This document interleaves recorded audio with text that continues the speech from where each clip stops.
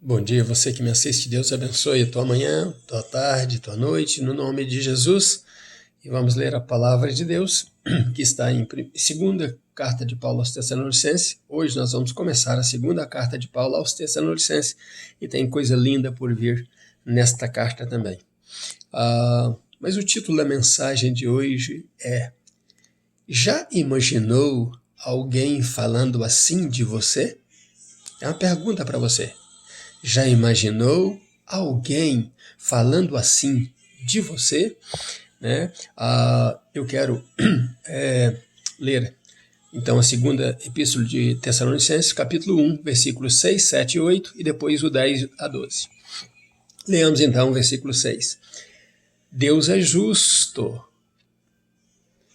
Ele dará em paga tribulação aos que vos atribulam. O versículo 7 diz: e a vós que sois atribulados, alívio conosco, quando do céu se manifestar o Senhor Jesus com os anjos do seu poder. Em chama de fogo ele tomará vingança dos que não conhecem a Deus e dos que não obedecem ao Evangelho de nosso Senhor Jesus Cristo.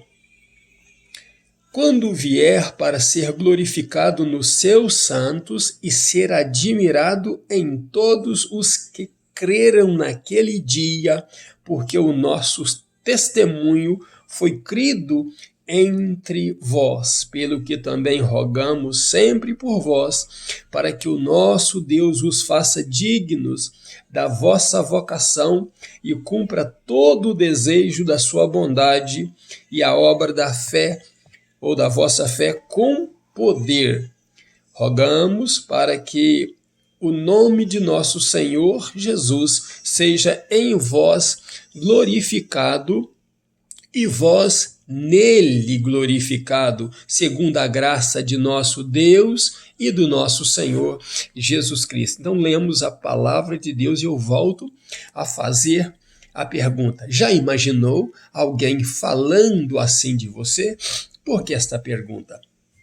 A pergunta é a seguinte: a pergunta se dá porque Paulo, ele escreve a segunda carta aos Tessalonicenses, aos crentes de Tessalônica, e ele diz assim: olá, irmãos, ou amados irmãos da igreja de Tessalônica, aqui estamos nós novamente, eu, Paulo, Silas e Timóteo.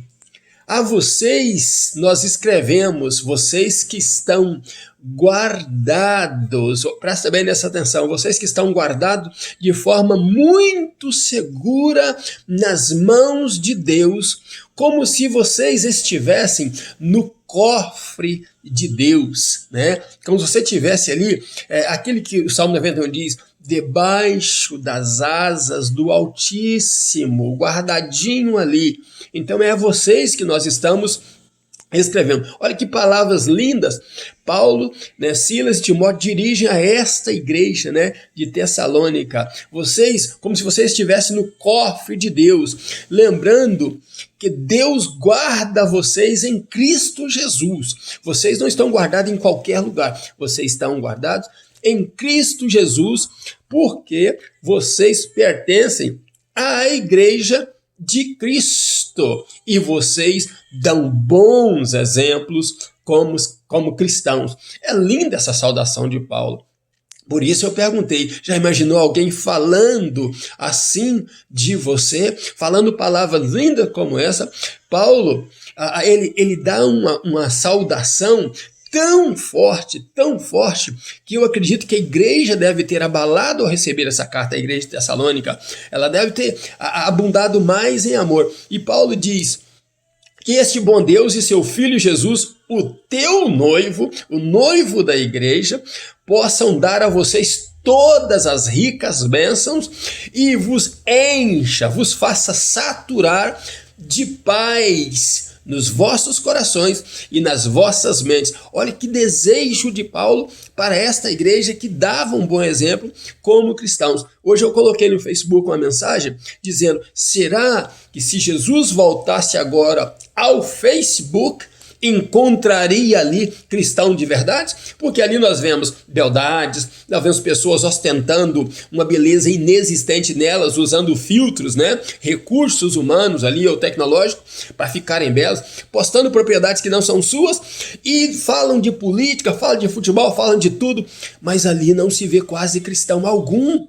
As pessoas não falam de Jesus, se envergonham em dizer que são cristãos, ou de mostrar que o assunto predileto de hoje é o Evangelho de Jesus Cristo. Tem pessoas que falam: pastor, por que você não abre uma igreja? Abre uma igreja para nós.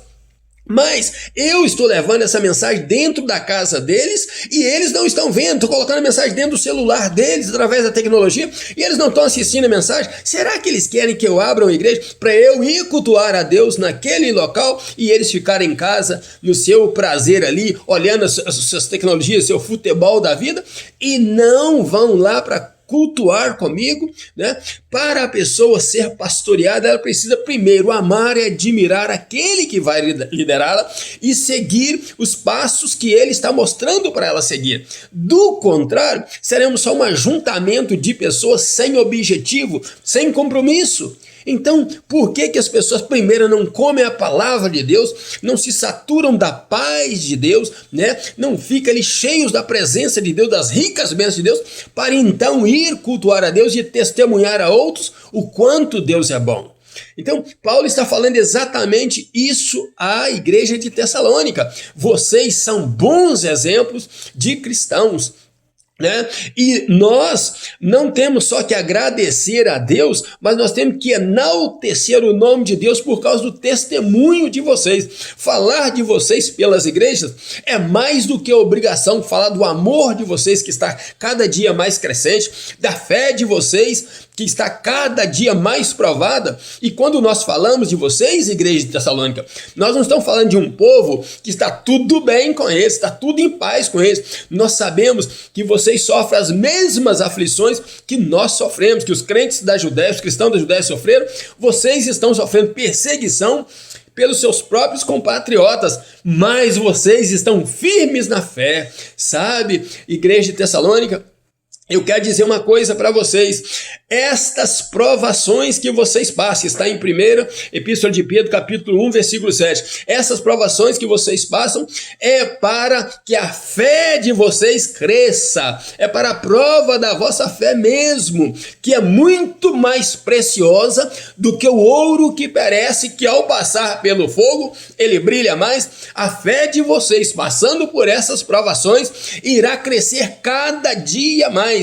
Esta fé crescendo será para a glória de Deus, para que redunde em louvor, glória e honra ao nosso Senhor Jesus. E quando ele se revelar nas nuvens, ele vai restituir a vocês que estão vivendo para ele a mesma honra, a mesma glória. Ele vos levará para habitar com ele. Mas para aqueles que são desobedientes ao Evangelho, aqueles que amam pecar, aqueles que não dão testemunho da verdade, aqueles que só falam de outras coisas, mas nunca falam de Jesus, esses serão lançados no lago de fogo, porque eles foram vergonha para o Evangelho. Eles negaram o Evangelho do nosso Senhor Jesus Cristo, não obedeceram a sua palavra e nem deram crédito quando foi pregado o Evangelho para que eles mudassem de vida. Eles amaram os prazeres dessa vida e agora irão sofrer no fogo do inferno, separado de Deus para sempre. Mas vocês, igreja de Tessalônica, vocês são um exemplo para todos os crentes. Vocês falam da verdade, vocês vivem a verdade e o amor a cada dia mais cresce no meio de vocês. Mas ao mesmo tempo, isto que vocês estão vivendo agora em tribulação, por amor a Jesus, redundará em alegria. E para aqueles que desobedeceram à verdade, esses sim, esses vão sofrer o que eles atribularam a vocês. Agora eles vão sofrer pior ainda por terem negado o Evangelho da verdade. Lembrem-se, a vossa fé é preciosa em Deus, mais do que o ouro que perece. Lembrem-se disso. Nunca se esqueçam disso. E Deus será sempre admirado e exaltado em vocês, mas Ele também admira vocês. Olha, igreja de Tessalônica, nós oramos por vocês, diz Paulo, para que Deus faça de vocês como os filhos desejados dele, o filho que um bom pai quer ter, que vocês sejam esses filhos para Deus. E nós sabemos que vocês estão se esforçando para ser bons filhos para esse Deus. Vocês estão se esforçando para agradar a Deus no máximo. Não pare, não deixe de fazer isso, porque estão fazendo muito bem. E que este Deus seja glorificado e exaltado na vida de vocês, né?